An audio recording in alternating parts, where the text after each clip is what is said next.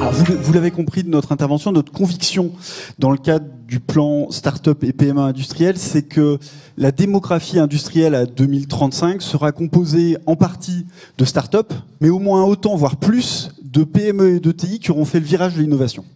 C'est par l'innovation qu'on va devenir performant, c'est par l'innovation qu'on va monter en gamme, qui est l'enjeu majeur de l'industrie française.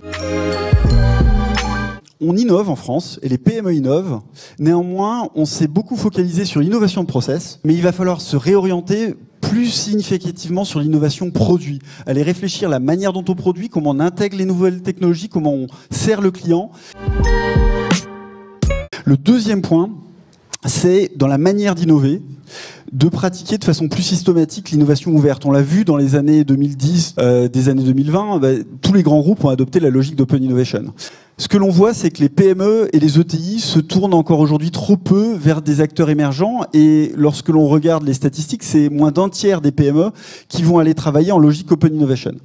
Or, dans un contexte d'accélération des cycles d'innovation, on ne peut capter les signaux, être capable d'intégrer des compétences qu'en travaillant avec un écosystème ouvert. Par exemple, chez FI Automotive, Béatrice, elle a ouvert son bureau d'études avec Accendus.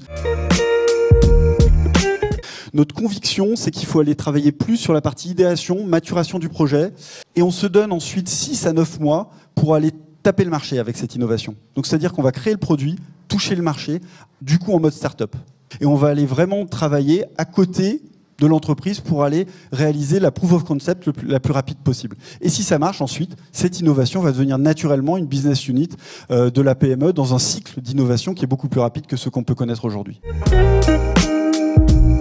Notre objectif, c'est d'en accompagner plusieurs dizaines, voire plusieurs centaines à terme. Sur les 5 prochaines années, on prévoit d'accompagner plus d'1 millier de projets d'innovation de rupture dans les PME et les ETI françaises.